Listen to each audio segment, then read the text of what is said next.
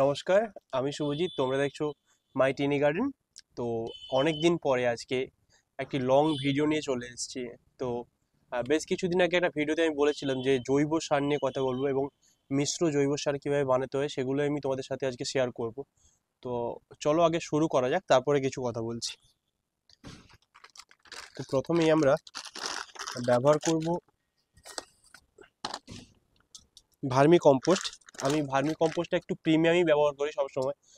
মিশ্র জৈব সারের ক্ষেত্রে যদি মাটিতে মেশানো হয়, তুমি বাজারে সব 15-20 টাকার ভার্মি কম্পোস্ট পাওয়া যায়, সেগুলো তুমি ইউজ করতে পারো। আর একটু যদি মিশ্র জৈব সার বানাতে চাও তাহলে একটু প্রিমিয়াম টাইপের যে ভার্মি কম্পোস্টগুলো হয় প্যাকেটজাত, ওগুলোই ব্যবহার করা বেটার হবে। তো আমিও ব্যবহার করি পরম্পরা কোম্পানির ভার্মি কম্পোস্ট। এটি আমার কাছে নেয় গিয়ে 40 টাকা কিলো।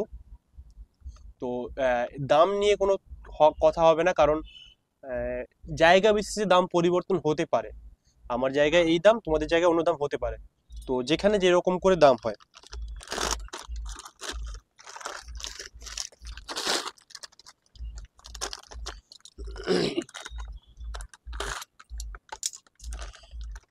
তো এই ভার্মি ব্যবহার করবো 1 কিলো ভার্মি।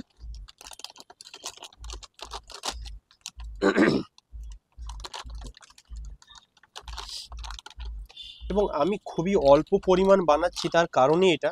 কারণ আমার সবসময় জৈব সার, মিশ্র জৈব সার কি বেশ কিছুদিন আগেই বানিয়েছিলাম, প্রায় 1 মাস আগে আমি বানিয়েছিলাম। সেটি আমার এখনো স্টোর করা আছে, সেটা তোমাদের সাথে দেখাবো একটু পরে। তো আমি জাস্ট তোমাদের সাথে শেয়ার করার জন্যই, তোমাদের যাতে হেল্প হয়, তোমরা যাতে এই সারটা বানাতে পারো, সেই জন্য নতুন করে ভিডিও নিয়ে এসেছি। সেই কারণে খুব অল্প পরিমাণ আমি মিশ্র জৈব সারটা বানাচ্ছি। তো আমি 1 কিলো নিলাম ভার্মি কম্পোস্ট এবং এর সাথে পাতা পচা সার বা লিপ কম্পোস্ট, সেটি ব্যবহার করব প্রায় 1 কিলো।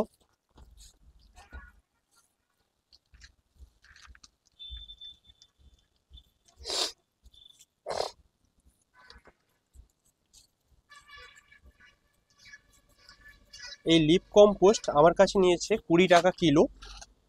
তোমাদের কাছে তোমাদের আশেপাশের দোকানে কার কত টাকা করে নেয় সেটা অবশ্যই আমাকে কমেন্ট করে বলবে। এবং জায়গা বিশেষে দাম তো পরিবর্তন হতেই পারে।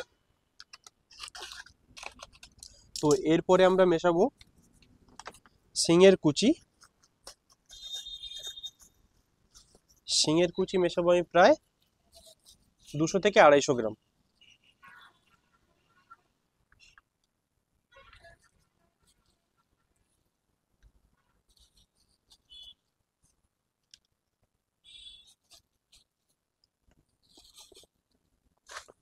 একটা কথা বলি, যখনই তোমরা জৈব সার বানাবে তখন কিন্তু হাতে গ্লাভস এবং মাস্ক পরে নেওয়াটা খুব বেটার হবে। কারণ এই ধরনের যখন এই সারটা তুমি মাখাবে, পুরোটা মাখাবে, তখন কিন্তু এটা বাজে স্মেল হয় এবং একটা ডাস্ট বাতাসের মধ্যে উড়ে, সেটা তোমার নাকে মুখের মধ্যে ঢুকে গেলে কিন্তু খুব ক্ষতিকারক কিছু হতে পারে।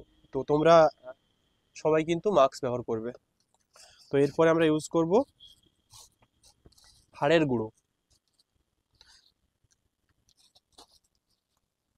হাড়ের গুঁড়ো ব্যবহার করব প্রায় 200 থেকে 250 গ্রাম।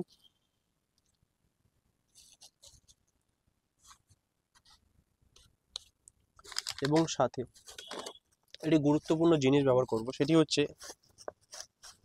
চামড়া সার বা লেদার মিল। এটি হচ্ছে খুব উপকারী একটি জৈব সার, যেটি গাছের বৃদ্ধির ক্ষেত্রে এবং গাছের গ্রোথের ক্ষেত্রে খুব সহযোগিতা করে। তো এটি আমরা ইউজ করব প্রায় 450 থেকে 500 গ্রাম। তো আমি এটা পুরোটাই 500 গ্রাম কিনে এসে পুরোটাই দিয়ে দেবো।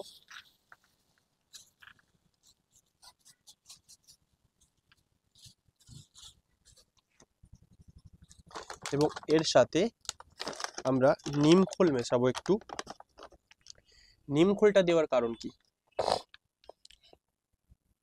মাটিতে যে ধরনের অপকারী ছত্রাক থাকে সেগুলোকে কিন্তু দমন করে এই নিমখোল। তো নিমখোল দেওয়াটা কিন্তু বাধ্যতামূলক, নিমখোল দিতেই হবে। নিমখোল দিলে কিন্তু উপকারিতা অনেক বেশি, কারণ যেহেতু এতে জৈব সার হচ্ছে গিয়ে তোমার ভার্মি কম্পোস্ট এবং লিপ কম্পোস্ট। তো তো দুটো জৈব পদার্থ আছে, তো সেই কারণেই যদি এতে কোনো ফাঙ্গাস থাকে বা কোনো ব্যাকটেরিয়া থাকে, সেটা কিন্তু দমন করবে এই নিমখোল। তবে নিমখোলটা একটু প্রিমিয়াম ইউজ করবে, যেমন বললাম ভার্মি কম্পোস্টটা প্রিমিয়াম ইউজ করার জন্য, তেমন এই নিমখোলটাও প্রিমিয়াম ইউজ করবে। সেটি হচ্ছে আমি ইউজ করি ত্রিশূল। ত্রিশূল হচ্ছে ভালো একটি কোম্পানি, তো এটি তুমি ইউজ করতে পারো। এটা আমরা ব্যবহার করবো প্রায় 200 গ্রামের মতো।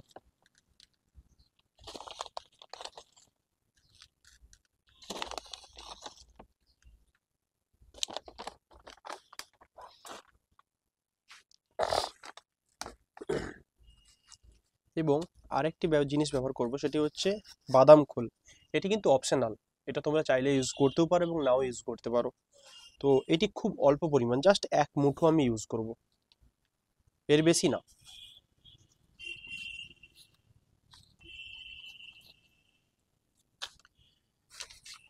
এবং এর সাথে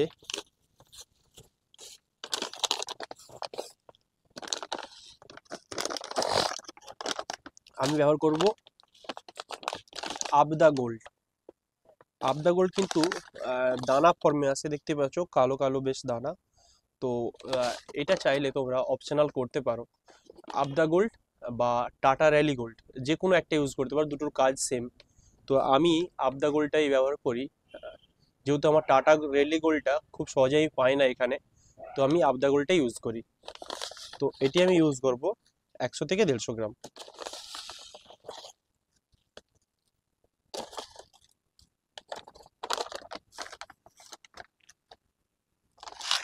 এবং সব থেকে একটি গুরুত্বপূর্ণ জিনিস, সেটি হচ্ছে ব্লাড মিল বা রক্তসার। এই ব্লাড মিল অতি সহজেই কিন্তু সব জায়গায় পাওয়া যায় না, আমি অনলাইন থেকেই কিনেছি। তোমরা চাইলে যদি কেউ নিতে চাও, অবশ্যই আমাকে কমেন্ট করো, আমি কমেন্ট বক্সে এর লিঙ্ক আমি দিয়ে দেবো, তোমরা ওখান থেকে কিনে নিতে পারবে। তবে এর একটা বাজে দিকও আছে, এর একটা বীভৎস দুর্গন্ধ বেরোয়, যেটি হচ্ছে খুবই দুর্গন্ধ, নেওয়া যেতে পারে না বললেই পারো। একদমই নিতে পারি না আমি, তাও আমি ইউজ করছি, কারণ এটি জৈব সারের ক্ষেত্রে খুব একটা উপাদান, এই যে উপাদানটা এটা খুব গুরুত্বপূর্ণ একটি উপাদান, তাই আমি ইউজ করি। তো একটা কথা বলি, গাছ ভালোবাসলে এই ধরনের কিছু অস্বস্তিকর জিনিস ব্যবহার করতে হয়, তার কারণ কি, আমি গাছ ভালোবাসি, তো গাছের জন্য করতেই হবে।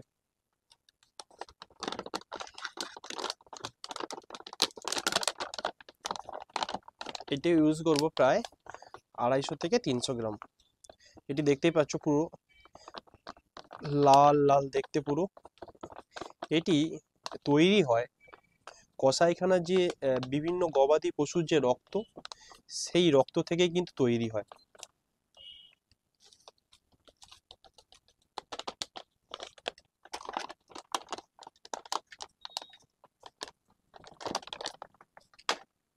এবং এর সাথে আমি ইউজ করব এই সি সিক্রেটের সিওয়েড, সি সিক্রেট অর্গানিক সিওয়েড, এটি আমি ব্যবহার করব।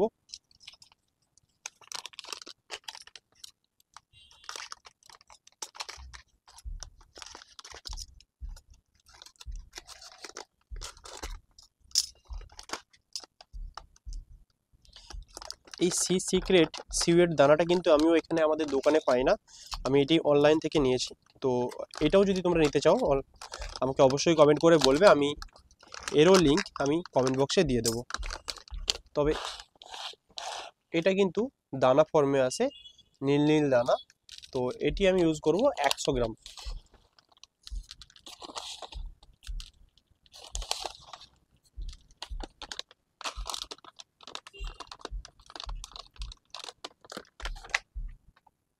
এর সাথে আমি ব্যবহার করব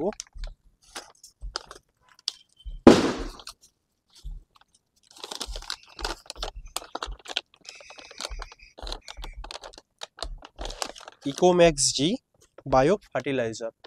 এটি কিন্তু অপশনাল, তোমরা চাইলে ইউজ করতে পারো এবং নাও ইউজ করতে পারো। তো এটি অপশনাল, তোমরা যদি মনে করো যে এটা দেওয়াটা ঠিক হবে তো দিতে পারো। যে যেরকম ভাবে গাছ করে সে সেরকম ভাবে কিন্তু মিশ্র জৈব সার বানায়, আমি যেভাবে বানাই সেভাবেই তোমাদের সাথে শেয়ার করছি। এটি যেহেতু বায়ো প্রোডাক্ট, এটা ইউজ নাও করতে পারো, তো আমি ইউজ করি কারণ আমার মনে হয় যে এটি অনেকটা বেটার, তো আমি সেই জন্য ইউজ করি। তো এটা আমি ইউজ করবো প্রায় 150 গ্রামের মতো।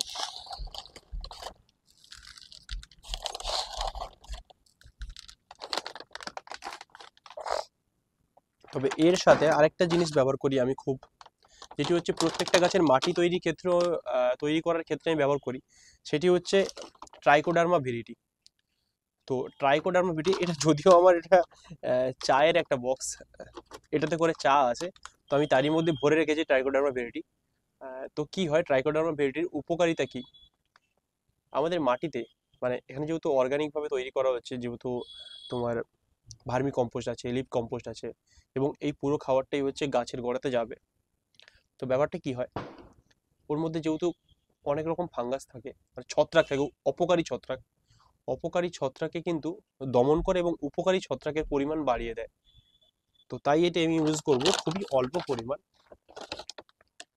50 থেকে 100 গ্রাম, ওর বেশি না।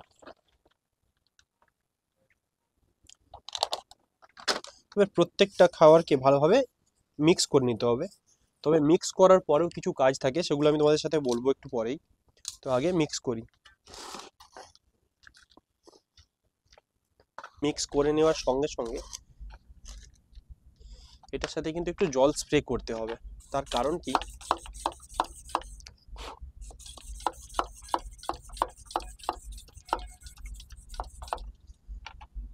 এটা জল স্প্রে করলে এর একটা গরম ভাপ তৈরি হয়। জল থাকলে এর মধ্যে ডিকম্পোস্ট হতে কিন্তু সময় নেয় না, খুব তাড়াতাড়ি ডিকম্পোস্ট হয়। আর যত তাড়াতাড়ি ডিকম্পোস্ট হবে তত কিন্তু এর উপকারিতা বাড়বে এবং খুব সহজেই গাছে ইউজ করা যাবে। তো এটি ডিকম্পোস্ট হতে মিনিমাম 1 মাস সময় নেয়। যদি গরমকালে এটা করো, মানে মার্চ মাস বা বর্ষার আগে আগে যে বর্ষার আগে যদি মিশ্র জৈব সার হয়, তখন কিন্তু খুব সহজে 1 মাসের মধ্যে এই মিশ্র জৈব সার রেডি হয়ে যায়। যেহেতু আমি শীতের সময় করছি, আমাকে এটা প্রায় 1 থেকে 1.5 মাস রাখতেই হবে। 1.5 মাসের মধ্যে কিন্তু এটা ডিকম্পোস্ট হয়ে যাবে, তুমি 1.5 মাস পরেই ব্যবহার করতে পারো। একটা কথা বলে রাখি, সেটি হচ্ছে এই মিশ্র জৈব সারের ক্ষেত্রে অনেক বাগানি কিন্তু অনেক রকম ভাবেই বানায়। তো যে যার মতামতে সে তার দিক থেকে ঠিক। আমি যেভাবে বানাই আমি সেভাবেই তোমাদের সাথে শেয়ার করলাম। অনেকেই অনেকভাবেই বানায় এটাকে, অনেক কিছু ইউজ করে, এবং আমার মতো দেখানো অনেক কিছু ইউজ করে না, কেউ কেউ এর থেকে বেশি কিছু ইউজ করে, সেগুলো আমি করি না। যে যেভাবে মিশ্র জৈব সারটাকে বানায়, যে যেভাবে কাজ পায়, মানে এর উপকারিতা যেভাবে পায়, ঠিক সেভাবেই সে বানায়। তো কারোটাই ভুল বলছি না আমি, যে আমারটা ঠিক ওরটা ভুল, ওরটা ঠিক আমারটা ভুল, আমি কোনোটাই বলছি না। আমি আমাকে আমার দিক থেকে এইটা আমি উপকারিতা বেশি পাই, সেই জন্য আমি এইগুলো দিয়ে বানাই। এবার অন্য কোনো বাগানি, সেইটা হচ্ছে সে যে জিনিসগুলো দিয়ে বানায় সেগুলোতে সে কমফোর্টেবল, সেটাতে সে কাজ পায়, সেই জন্য সেগুলো দিয়ে বানায়। তো এটা নিয়ে কোনো আহ, বাজে মন্তব্য যেন না হয়, যে তুমি এভাবে বানাচ্ছ, আমি তো দেখেছি ওই বাগানে ওইভাবে বানায়। এটা কোনো কথা না, ওই বাগানে ওইভাবে স্যাটিসফাইড, ওইভাবে সেই কাজ পেয়েছে, সেজন্য ওইভাবে সে বানায়। তো আর আমি যেটা যেটা বানিয়েছি, এটা হচ্ছে সব রকম গাছে ব্যবহার করতে পারবে। আমার পেছনে বোগেনভেলি আছে, বোগেনভেলিয়া ইউজ করতে পারো, সাইডে জবা আছে, জবাতে ইউজ করতে পারো। যে কোনো গাছে এভরিথিং, যে কোনো গাছে এভরি গাছে হচ্ছে ইউজ করা যেতে পারে। এটা বলছি না যে এটা এই গাছের জন্য বানানো হয়েছে বা ওই গাছের জন্য বানানো হয়েছে। যে কোনো গাছে, ফলের গাছের ক্ষেত্রেও, ফলের গাছে কিন্তু এটা ইউজ করা যেতে পারে। তবে একটা কথা বলি, যেহেতু এইটা 8 ইঞ্চি, যেমন 8 ইঞ্চি 10 ইঞ্চি টবের ক্ষেত্রে সামান্য পরিমাণ 1 মুঠো পরিমাণ দিলেই হবে। সরি, 10 ইঞ্চি টবের ক্ষেত্রে 1 মুঠো, বা 8 ইঞ্চি হলে তুমি 1 মুঠোরও কম, মানে হাফ মুঠো, এরকম টাইপের। আর যদি তোমার 10 ইঞ্চি, 12 ইঞ্চি, 14 ইঞ্চি টব হয়, তাহলে 1-1.5 মুঠো দেওয়া যেতেই পারে, সমস্যা হবে না। তো এরই সাথে একসাথেই আমি এটা রেখে দেবো।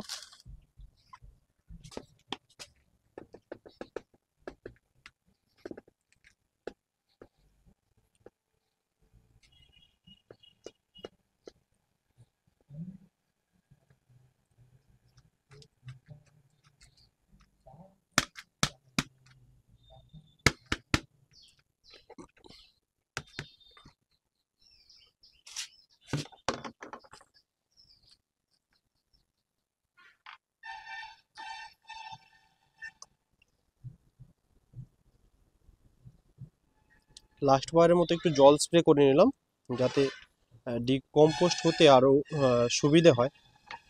তো এটা এবার লাগিয়ে দেব।